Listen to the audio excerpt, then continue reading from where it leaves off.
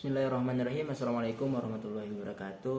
Perkenalkan, nama saya Rahmat Abdullah, 4D, jurusan Peradaban Islam, semester 4. Jadi di video ini saya akan membahas tentang atau report buku tentang yang berjudul Sejarah Sosial Muslim Minoritas Etnis Melayu di Nusantara, karangan Ahmad Hidayat. Jadi di buku ini saya membahas bab 1, yaitu tentang teori masuknya Islam di Nusantara. Jadi di bab 1 ini tentang teori masuknya Islam di Nusantara, ada beberapa teori, yaitu teori India, teori Arab Parsi, teori Cina atau Indochina. Memasuki teori pertama, yaitu teori India. Teori India ini memiliki banyak pendapat antara Horgrove, Hall, Gigonda, Morrison, Winstead, Boscott, Moucott, dan Brian Harrison. Jadi banyak itu pendapat dari sejarawan-sejarawan yang membahas tentang teori India ini.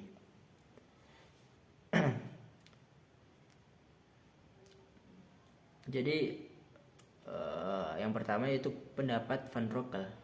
Dia berpendapat bahwa Islam dibawa di Asia Tenggara dari India Selatan, yang memberikan alasan tentang bentuk-bentuk populer Islam seperti ciri-ciri mistik, sastra, roman, dan sebagainya yang berkembang di Indonesia adalah berasal dari India Selatan. Lalu pendapat selanjutnya, Moucott, Kern, dan Snook Horgrove berpendapat bahwa Islam di Indonesia adalah berasal dari Gujarat. Teori Gujarat ini didukung oleh Snook, yang mengatakan bahwa tidak mungkin Islam datang di Indonesia langsung dari Arab tanpa melalui ajaran tasawuf yang dikembangkan di India, yaitu Gujarat.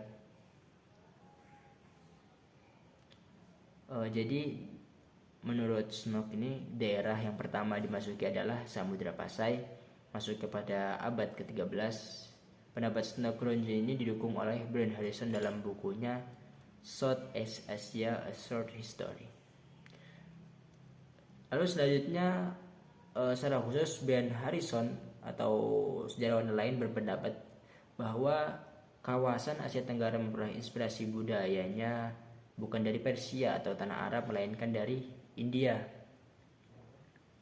yang secara prominent berkecimpung dalam pedagang barang antara laut di antara India dan Asia Tenggara. Jadi teori yang didasarkan pada temuan batu nisan dari Gujarat ini dibentang dan dipatahkan oleh Morrison bahwa ketika Samudra Pasai Islam, daerah masyarakat Gujarat masih memeluk agama Hindu. Jadi menurutnya daerah Bengal adalah daerah pertama yang menerima Islam, yaitu daerah tersebut diduduki oleh orang-orang Islam pada abad ke-13 Masehi. Setelah Bengal, baru daerah-daerah lainnya di India sebagian selatan dan tenggara.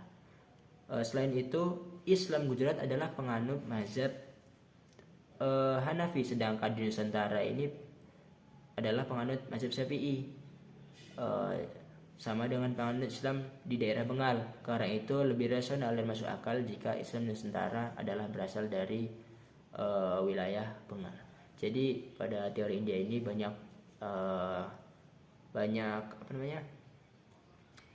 sejarawan yang berpendapat bahwa masuknya Islam Nusantara itu dari teori Gujarat. Cuman ada yang membantah dari Bengal. Nah, itu dari mungkin teori masuknya Islam di Indonesia, yaitu teori India.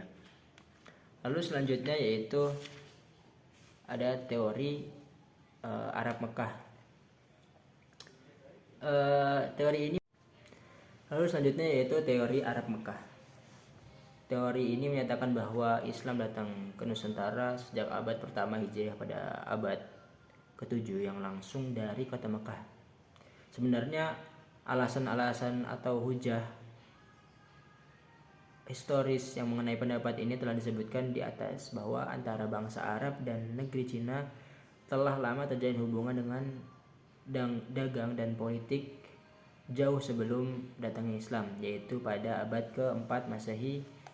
Seperti yang dikatakan oleh Van Lor dalam Trade and Society, para pedagang Arab ini biasanya sebelum menuju ke negeri Cina terlebih dahulu singgah di beberapa pelabuhan di Nusantara untuk menunggu angin yang mengantarkan kapal-kapalnya sampai ke negeri Cina.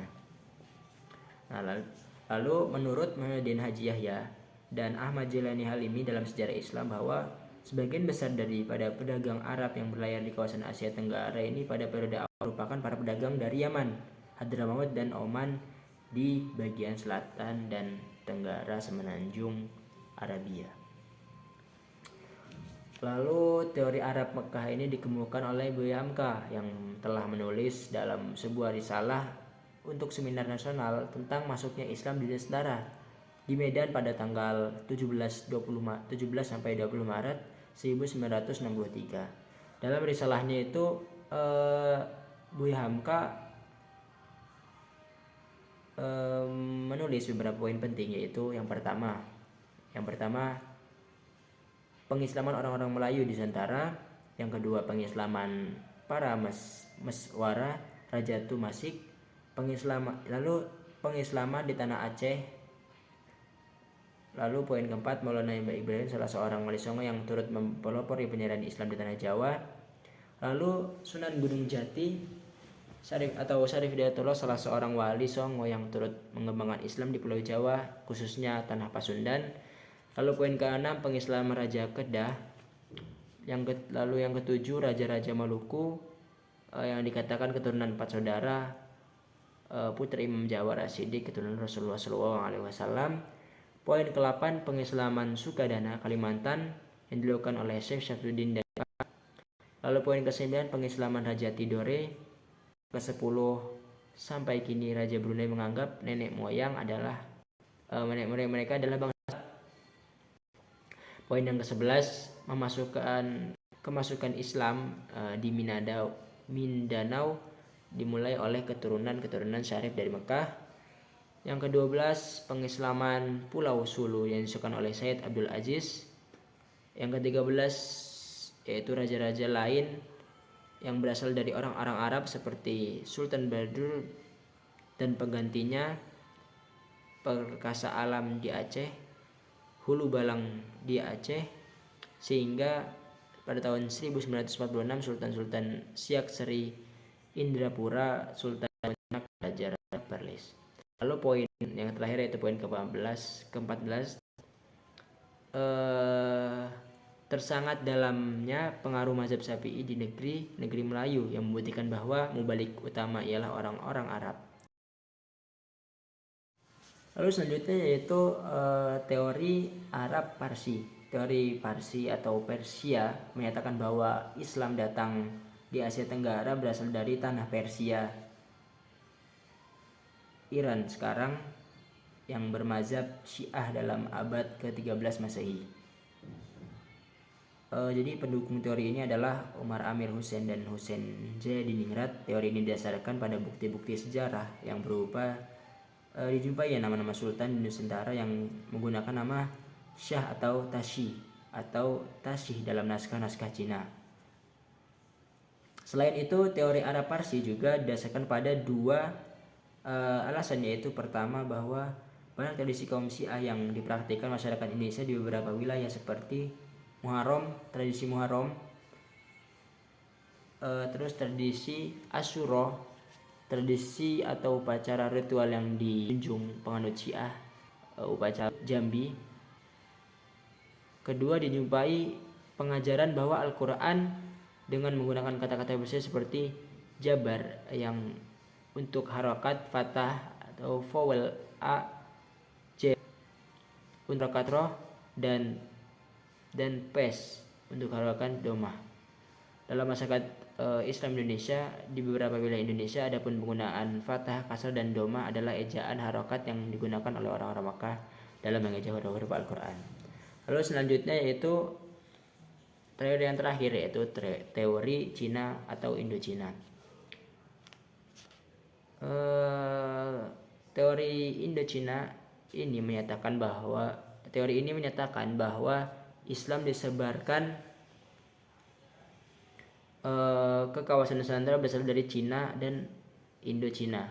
Teori ini didukung oleh Syed Neguit di atas Fatimi, Slamet, Mulyana, Sumanto, Al-Qurtubi, dan termasuk penulis sendiri Asep Ahmad Hidayat yang mendukung teori ini.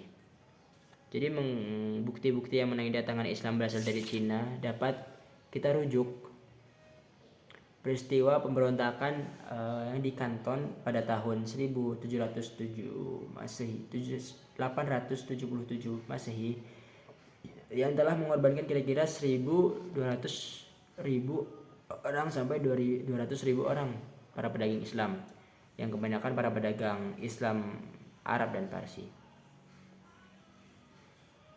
Slamet Muljana 1968 dalam runtuhan kerajaan Hindu, Jawa, dan timbulnya negara-negara Islam Nusantara tidak hanya berpendapat bahwa Sultan Demak adalah seorang peranakan Cina, namun juga menyimpulkan bahwa para wali Songo adalah seorang peranakan Cina. Pendapat ini bertolak dari kronik Klenteng Sampokong di Semarang, Jawa Tengah. Misalnya seperti menyebutkan bahwa Raden Fatah Penembahan Demak memiliki nama Cina Pangeran Jinbun, Arya Damar nama Cinanya Xuan Liong, dan Sultan Terengganu memiliki nama Cina dengan panggilan Tungkalo. Jadi menurut Fatimi, kerajaan Champa di Indochina adalah sebuah kerajaan Islam yang didirikan oleh para pelarian Syiah Alawiyah dari Damaskus, namun sebagai akibat dari serangan kerajaan Anam di Vietnam, orang-orang Islam Alawiyah lalu melarikan diri ke Mekah dan Aceh. Jadi alasan didasarkan pada bukti adanya batu prasasti di Terengganu yang bertuliskan tahun 1386 sebenarnya bertarikh 1303 Masehi, yang membandingkan dengan batu nisan Fatimah binti Maimun 1082 di Leran, Jawa Timur, dengan batu nisan di Parang, Champa Selatan 1039 dan 1035 Masehi. Berdasarkan bukti-bukti ini, Fatimi berpendapat bahwa Islam datang ke tanah Melayu dan Jawa berasal dari Indochina. Mungkin cukup sekian video tentang report buku atau pembahasan buku sejarah sosial muslim minoritas etnis Melayu di Nusantara. Dari saya, kurang dan lebihnya mohon maaf. Terima kasih. Mohon maaf sebelumnya. Assalamualaikum warahmatullahi wabarakatuh.